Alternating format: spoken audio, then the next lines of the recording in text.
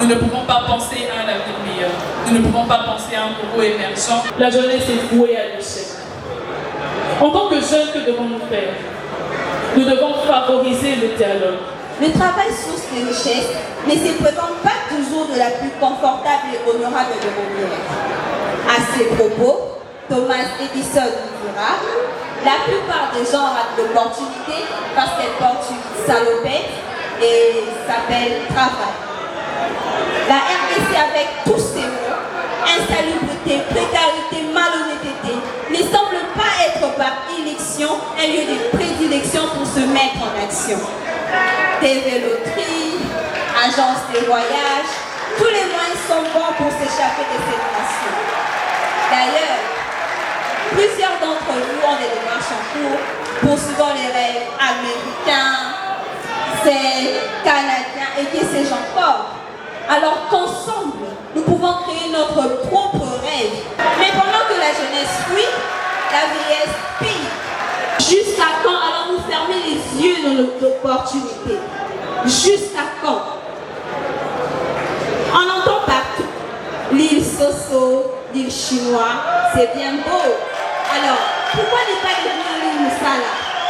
Car oui, travailler n'est pas qu'une peine, un sacrifice, c'est une liberté créatrice par laquelle l'on peut utiliser pour transformer le monde en y imprimant sa propre marque. La RDC est un pays riche en couleurs, mais la jeunesse se bat contre les douleurs. Dans ce pays riche de promesses et de larmes, travailler ici c'est un combat, c'est un drame. Les minerais qui brillent, les forêts à perte de vue, mais les jeunes sans emploi, la réalité est crue. La jeunesse en ascension, les entrepreneurs audacieux pour l'innovation, ils cultivent la terre avec passion et fierté, transformant les obstacles en opportunités. Imaginons un monde où chaque idée prend son envol. Les stars qui naissent comme des fleurs sous le sol. Il n'est jamais trop tard pour faire une différence. Nous ne pouvons pas toujours construire l'avenir pour notre jeunesse, mais nous pouvons construire notre jeunesse pour l'avenir. Le travail n'est pas seulement un moyen de résistance. Le travail est bien plus qu'un moyen de résistance. Parce que dans un monde où les défis semblent presque être insurmontables, c'est par le travail que nous nous affirmons. C'est par le travail que nous nous battons pour avoir notre place dans ce monde. C'est par le travail que nous propulsons vers l'avenir. Alors pensons à toutes ces femmes agricultrices, maraîchères qui sous un soleil accablant cultivent nos terres, labourent nos sols et par leurs mains elles font nourrir toute une communauté. Alors oui, le travail anoblit l'homme. Serons-nous toujours victimes de ces climats de vie instables ou continuerons-nous à parler de paix comme un projet irréalisable? L'émergence du travail, dites-vous, comment y parvenir si dans nos rues c'est la guerre à la machette? Les gosses naissent indomptes contre la politesse. Et c'est notre quiétude qui est dérangée par cette barbarie. Excellence, veuillez tolérer mon insolence. Si je critique la devise justice, paix, travail, c'est parce qu'elle n'existe que sur papier. Notre réalité est loin des textes. Quel dommage. L'émergence du travail, que vouliez-vous dire par là? Pensez-vous pouvoir en parler dans un pays toujours en guerre? Pensez-vous que la paix est la condition sine qua non pour que par le labeur puissions-nous bâtir notre pays? Moi, je le pense. Oui, je le pense vraiment. Sinon, comment bosser si tous les jours l'inquiétude nous consume? Comment pouvons-nous nous réaliser si c'est l'instinct de survie qui nous dirige? L'histoire, disait mon maître de l'école primaire, nous aide à connaître le passé, comprendre le présent et préparer l'avenir. Mais dans mon pays, on dirait que la même histoire se répète. Les erreurs qui nous ont coûté la paix, c'est la carte que jouent nos politiques. Et voilà qu'on assiste tous les jours à la naissance des groupes rebelles et des chefs de guerre. Maintenant, comment voudriez-vous que l'ouvrier donne le meilleur de lui-même si sa vie est prise en otage par des sanguinaires? L'émergence du travail exige sans doute un Congo en paix. Oui, Maslow avait raison. Alors moi, je n'ai que le Congo comme patrie. Mais vous, que dites-vous à vos enfants sur les Congos? C'était Ruben Zéro de la psychologie, je vous remercie. Je suis très heureux d'être devant vous ici. Il faut le dire, c'est très rare de fréquenter un milieu aussi rempli d'intellectuels. Nous sommes quand même à l'université de Kinshasa. Et pour moi, c'est la première fois d'être ici. Je suis venu à l'époque de la francophonie, dans le cadre de mon travail, mais aujourd'hui, je viens devant vous grâce à l'invitation de mes chers frères. Merci en tout cas pour cette invitation, merci pour la considération. Voilà. Comme je le disais, je suis très heureux d'être là. Pourquoi? Parce que on sait tous ce que c'est l'UNIKIN.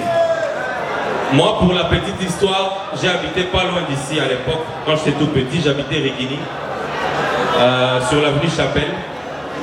Et j'ai grandi à Lemba. Donc, dans un roi, on m'a appelé Nanga.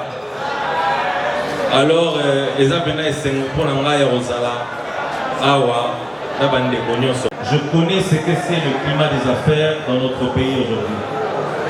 On peut dire qu'il tend à s'améliorer, mais il n'est pas du tout bon. Il faut dire la vérité. Je suis devant des étudiants, je suis devant des intellectuels. Vous allez, peut-être même vous le savez mieux que moi, que le climat des affaires dans notre pays n'est pas si bon que ça. C'est-à-dire que c'est pas facile de se lancer dans l'entrepreneuriat aujourd'hui. C'est pas facile d'entreprendre, c'est pas facile de créer sa propre boîte qui va grandir demain. La concurrence étrangère, aussi tout ce qui est de la rationalisation de la fiscalité. Être salarié, c'est bien, mais les millions, on ne les a pas en étant salarié.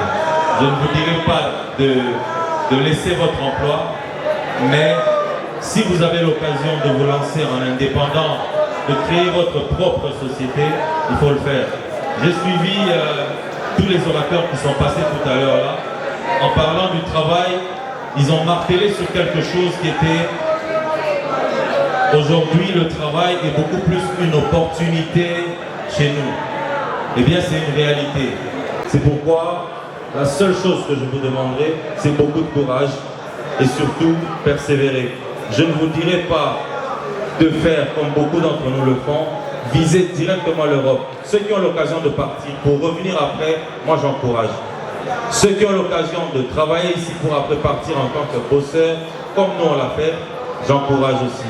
Les lots limités batoutés, nabiloko isomoro tokoka salate ou tout le monde a. Ça veut dire tout ce que vous pouvez faire aujourd'hui qui va vous pousser de l'avant, il faut le faire.